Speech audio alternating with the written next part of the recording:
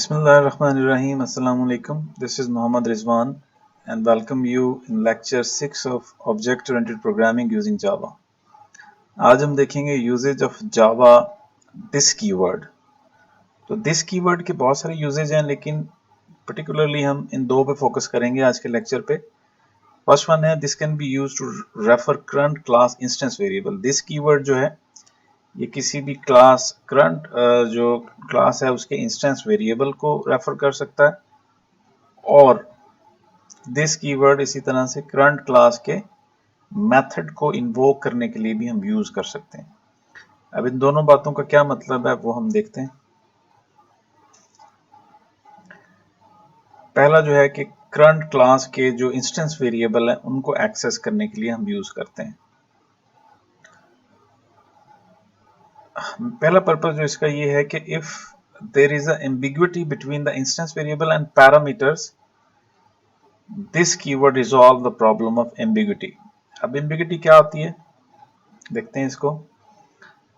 Suppose ये student class है, इसमें तीन इंस्टेंस वेरिएबल हैं, int, roll number, string name, float, fee, और यहाँ पे जो कंस्ट्रक्टर के थ्रू मैंने इनको इनिशियलाइज करवाया। अब ये जो इंस्टेंस वेरिएबल है ये देखें रोल नंबर, और जो यहाँ पे पैरामीटर मैं पास कर रहा हूँ, पैरामीटर में मुझे एक टेम्परेरी नाम रखना होता है वेरिएबल का, तो ये भी सेम नेम है, ये देखें रोल नंबर। अब रोल नंबर को असाइन हो रहा है रोल नंबर।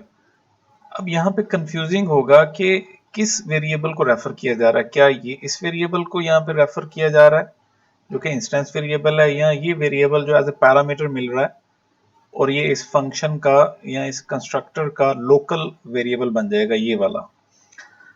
तो अब सेम नेम रखें, हमने इनिशियलाइज करवा दिए। डिस्प्ले, अब इसका देखते हैं आउटपुट हमें क्या मिलता है। डिस्प्ले मेथड सिंपली प्रिंट करा रहा है ये तीनों जो इंस्टेंस वेरिएबल है उनकी वैल्यूज को। ओके, अब यहाँ पे जो मेन फंक्शन के अंदर आ जाए, मेन में ये दो ऑब्जेक्ट बनाए स्टूडेंट s1 s2, और ये तीन वैल्यूज पास कर दी उसके कंस्ट्रक्टर को। तो आप ये देखें जो कंस्ट्रक्टर बनाया हुआ था तो इसमें भी तीन वैल्यूज हैं, और जो असाइन हो रही हैं उसके इंस्टेंस वेरिएबल को। फिर डिस्प्ले कराया, जब डिस्प्ले कराया तो ये देखिए प्रिंट क्या हो रहा है, 0, नल और 0.0।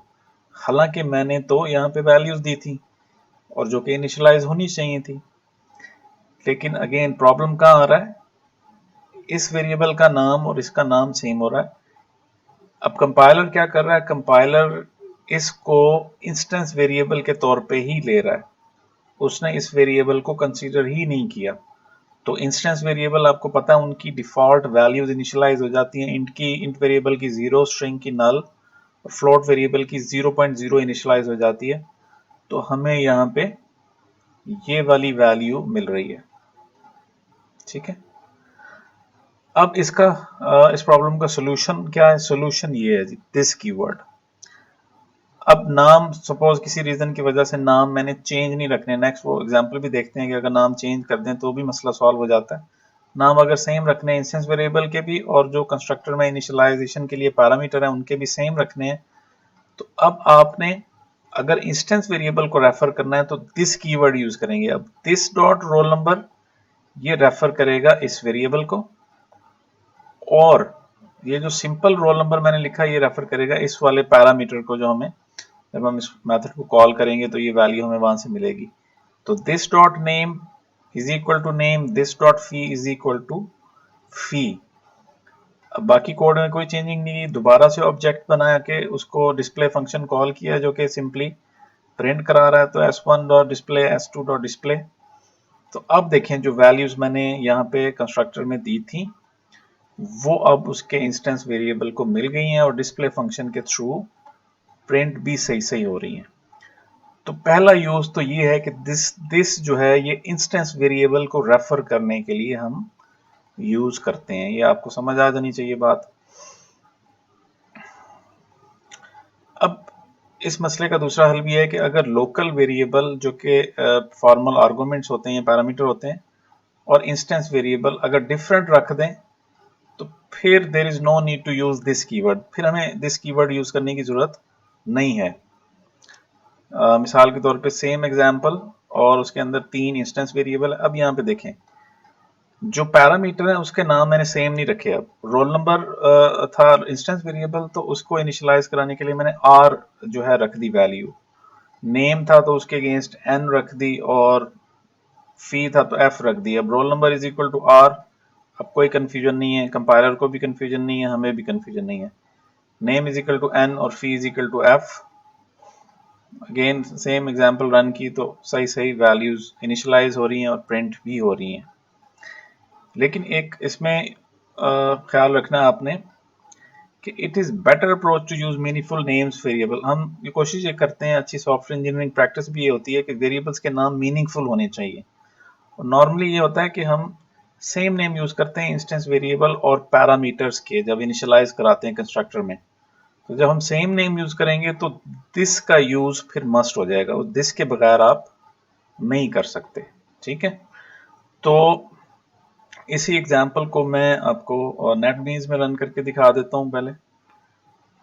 तो रोल नंबर, नेम और जो फी है, तो चलते हैं नेटबीन्स। ये एक पहले से प्रोजेक्ट ओपन है, इसको मैं क्लोज कर देता हूं। आउटपुट विंडो को भी क्लोज कर दें बेशक, और फाइल में जाके न्यू प्रोजेक्ट, प्रोजेक्ट का नाम यहाँ पे रख लें जो basically this keyword demo. Finish पे क्लिक कर दें। अब ये एक सोर्स पैकेज के अंदर एक पैकेज बन जाता है। यहाँ पे राइट क्लिक करके मैं स्टूडेंट क्लास बना लेता हूँ, और उसमें मैं जो 3 इंस्टेंस वेरिएबल बना लेता हूँ, int roll number, string name और फ्लोट फी। ठीक है, अब एक कंस्ट्रक्टर बना लेता हूं जो कि इनिशियलाइज करेगा स्टूडेंट, और कंस्ट्रक्टर का नाम सेम होता है क्लास के नाम पे। तो ये पैरामीटराइज कंस्ट्रक्टर बनाऊंगा जिसको पैरामीटर भी पास होंगे। तो इंट, अब मैं सेम नेम यूज करता हूं, सपोज पहले स्ट्रिंग नेम और फ्लोट फी, और यहाँ पे मैं असाइन कंस्ट्रक्टर के अंदर मैं कहता हूँ ये इनिशियलाइज हो जाए, roll number is equal to roll number और name is equal to name और fee is equal to fee. अब ये देखें, ये नेटबीन्स जो है ये आपको वार्निंग भी यहाँ पे देता है कि ये समथिंग रॉन्ग, एरर नहीं आएगा, वार्निंग देगा। और एक मैं फंक्शन बना लेता हूँ डिस्प्ले, जो कुछ भी रिटर्न नहीं करेगा, डिस्प्ले, और डिस्प्ले के अंदर सिंपली एक प्रिंट लाइन स्टेटमेंट लिखनी है, system dot outer print line, और यहाँ पे वेरिएबल्स के जो नाम है वो मैंने रोल नंबर और एक स्पेस कंकैटिनेट कर दें, फिर प्लस लगा के नेम और एक स्पेस, फिर प्लस लगा के फी। तो ये हमारी क्लास बन गई। अब इसके क्लास के जो ऑब्जेक्ट हैं वो मेन में बनाता हूँ। ये मेन वाली क्लास ये अलग से, तो मेन में स्टूडेंट का एक ऑब्जेक्ट बनाता हूं मैं, स्टूडेंट क्लास का name S1 suppose that equal new और स्टूडेंट, और कंस्ट्रक्टर में 3 वैल्यूज मुझे देनी होंगी। पहले नंबर पे रोल नंबर, कोई भी मैं वैल्यू दे देता हूँ 101 सपोज। दूसरे नंबर पे नेम, यहाँ पे कोई स्ट्रिंग वैल्यू दे दी। तीसरे नंबर पे फी, तो कोई भी फ्लोट वैल्यू लिख दी, और फ्लोट वैल्यू के साथ f आप मॉडिफायर लगाते हैं। अब S1 डॉट डिस्प्ले ये तीनों इंस्टेंस वेरिएबल की वैल्यूज को डिस्प्ले कराएगा। ये S1 लिख दिया और सेमी कॉलन लगा दिया जी एंड पे। राइट क्लिक करें, run file, output window open हो जाएगी। अब ये देखें मैंने वैल्यूज क्या दी हैं, 101 माई नेम और 5000। प्रिंट क्या हो रहा है, 0 नल और 0.0। मसला क्या था, मसला यही है कि जो पैरामीटर है उनके नेम और इंस्टेंस वेरिएबल के नेम सेम है। अब फॉर सम रीजन, जैसे मैंने आपको बताया कि रिकमेंडेड ये होता है कि वेरिएबल्स के नाम मीनिंगफुल होने चाहिए, हमने सेम ही रखना है। तो अब इस एम्बिग्युइटी से बचने का क्या तरीका है, यहाँ पे यूज करूंगा दिस डॉट रोल नंबर, यानी ये जो इंस्टेंस वेरिएबल है उसकी बात हो रही है, और दिस डॉट नेम इसी तरह से दिस डॉट फी।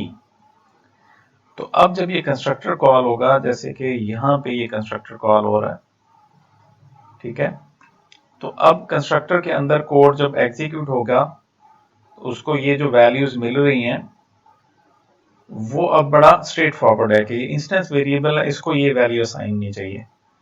तो जितने मैं ऑब्जेक्ट बनाऊंगा